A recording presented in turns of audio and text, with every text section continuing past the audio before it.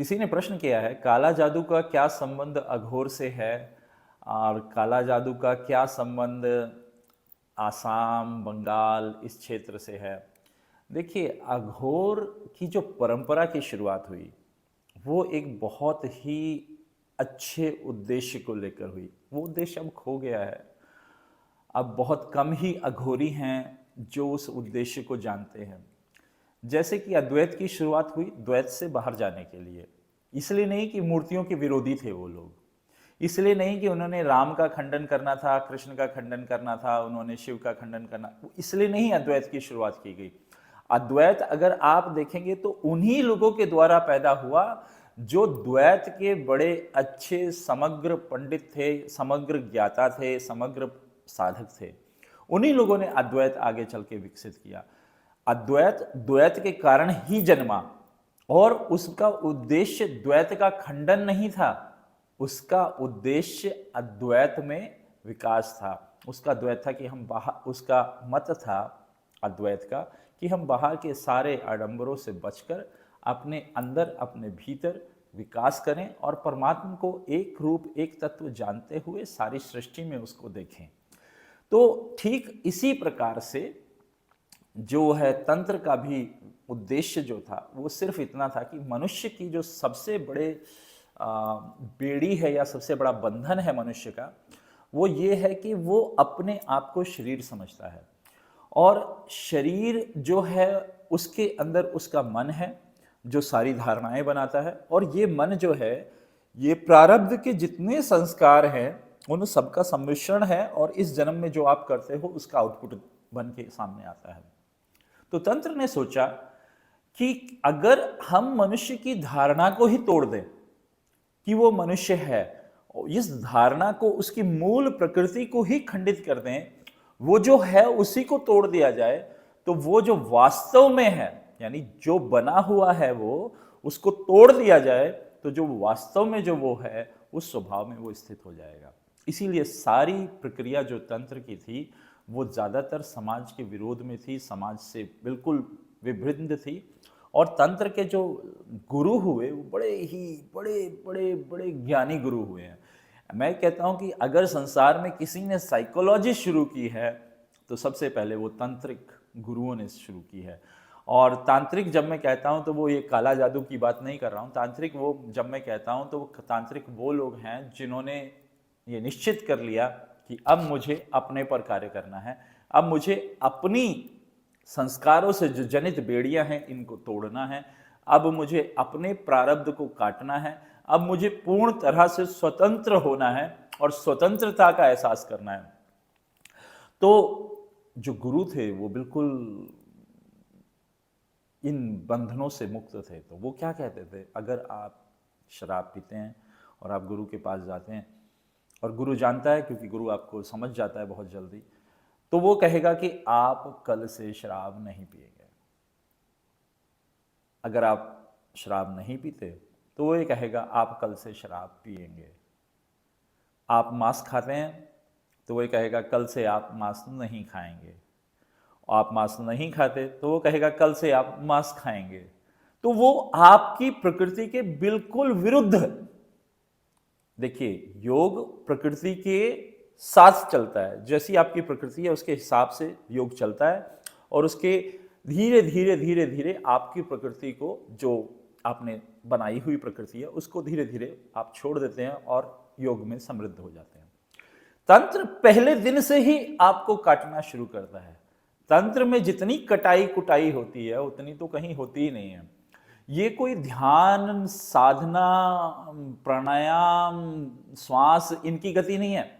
ये तो क्या हुआ है, दरअसल एक विज्ञान भैरव तंत्र है, उसमें ध्यान को, उसका नाम है विज्ञान भैरव तंत्र, और उसमें क्योंकि तंत्र जुड़ा हुआ है और श्वास की कई सारी गतियां हैं, तो लोगों ने उसी को, आजकल क्योंकि पढ़े लिखे लोग हैं, सब किताबें पढ़ना जानते हैं, तो लोगों ने उसी को एक फिलॉसफी बनाकर उस पर तंत्र का उपदेश देना शुरू कर दिया है। लेकिन तंत्र ऐसा नहीं है। तंत्र मूलभूत जीवन पर कार्य करता है, जो आप रोज जी रहे हो उस पर कार्य करता है। अगर तंत्र का असली गुरु आपको मिल जाए तो मेरा ये दावा है कि आप एक जन्म में सिद्ध हो सकते हो, आप एक जन्म में मोक्ष को प्राप्त कर सकते हो। आपको 10 जन्म लेने की ज़रूरत नहीं है, आपको 50 जन्म लेने की ज़रूरत नहीं है। जैसे योग में कहा जाता है कि आपको कम से कम 7 जन्म का योगी होना चाहिए, तब आप आत्म उपलब्ध होते हो। तंत्र में ऐसा कुछ नहीं है, तंत्र में आप एक ही जन्म में आप आत्म उपलब्ध हो सकते हो, लेकिन एक योग्य गुरु के मार्गदर्शन में। ऐसा नहीं कि आपको ऐसा गुरु मिल जाए जो मांस खाता रहे, मदिरा पीता रहे और सारे काम करता रहे, और वो योगी ना हो, वो तांत्रिक भोगी हो और अंदर से भी भोगी हो। बाहर से भोगी तो चल जाएगा एक बार को, अंदर से भी भोगी हो। अगर ऐसा गुरु मिल गया तो वो पतन करा देगा। लेकिन अगर ऐसा गुरु मिल गया कि चाहे बाहर से भोगी है या नहीं, पर अंदर से वो योगी है, तो फिर आपका बेड़ा पार करा देगा एक ही जन्म के अंदर। तो वापस आते हैं कि अघोर और तंत्र का, या अघोर और काले जादू का क्या हिस्सा है। तंत्र का, अघोर का, काले जादू से कोई लेना देना नहीं है, इनका कोई लेना देना नहीं है। लेकिन अघोर से एक परंपरा निकली है जिसको कहते हैं कपाली साधु। एक कपाली साधु दिखते तो अघोरियों जैसे ही हैं, लेकिन ये अघोर का हिस्सा कभी हुआ करते थे, अब अघोर का हिस्सा नहीं है। इन्होंने अपनी अलग ही परंपरा बनाई हुई है, और इन्होंने ही आगे चलकर स्वार्थ सिद्धि हेतु काले जादू जैसी चीजों का प्रयोग शुरू किया। इन्होंने ही प्रेतों को वश में करने और प्रेतों का प्रयोग करने जैसी टेक्निकें निकाली। वो भी एक बहुत बड़ी टेक्निक है, बहुत बड़ा कार्य है। मैं ये नहीं कहता कि वो आसानी से, सरलता से कोई भी कर सकता है, नहीं, एक बहुत उसके लिए भी साधना है, बड़ी उसकी भी जटिलताएं हैं, लेकिन निकाली। और जब ये शक्ति इनके पास आ गई तो फिर इन्होंने इसका इस्तेमाल करना शुरू किया, और जब ये इसका इस्तेमाल करने लगे तो फिर धीरे धीरे इसका असर समाज पे भी दिखा, और इसमें और स्वार्थी लोग जुड़ते गए। जैसे मैं कहूं कि ये मंत्र आपको सम्मोहन की शक्ति दे देगा। आपको बस रोज रात को ये मंत्र पढ़ना है, तो आप में से 80% लोग उस मंत्र को पढ़ेंगे, 80%। तो ये मनुष्य का स्वभाव है, वो स्वार्थी है, वो शक्ति चाहता है, वो कंट्रोल चाहता है, और इसी के चक्कर में काला जादू विकसित हुआ।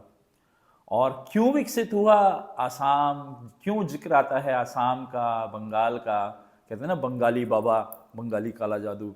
उसका सीधा सा कारण ये है कि वहाँ कामाख्या जी का महान शक्तिपीठ है, जो एक प्रकाश पुंज की तरह कार्य करता है। इस धरती के ऊपर अगर कोई शक्ति का प्रकाश पुंज है तो वो केवल और केवल मां कामाख्या का शक्तिपीठ है, जागृत शक्ति पुंज। तो जहां शक्ति होगी वहीं शक्ति के उपासक होंगे।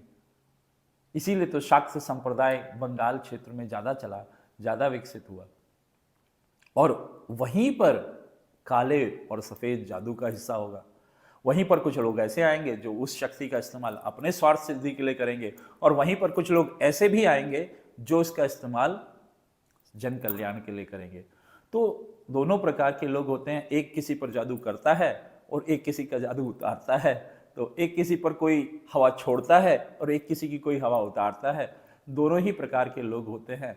अब ये आप पर निर्भर करता है कि आप किस प्रकार के लोगों के संपर्क में आते हैं और किस प्रकार की शक्ति का विकास करते हैं, और कैसे अपने जीवन को ये सारी चीज़ों से, सारे झंझटों से बचाते हुए अपने जीवन को मूल ऐसे स्वरूप में लाते हैं जहाँ आप हर दिन आनंद ले सकें, हर दिन प्रसन्न हो सकें, हर दिन जीवन को धन्य समझ सकें, और हर दिन इस जीवन को भोगते हुए इस जीवन से मुक्त हो सकें। ऐसे अवस्था में यदि आप आ जाएं तो तंत्र के अभ्यासी हों, योग के अभ्यासी हों, जादू के, काले जादू के अभ्यासी हों, आप किसी भी चीज़ के अभ्यासी हों, आपका जीवन बहुत ही बहुत अच्छा है। और अगर इस अवस्था में नहीं आए, मैं हमेशा कहता हूं कि यदि मृत्यु से पहले आपने जीवन को नहीं जिया तो फिर क्या जिया।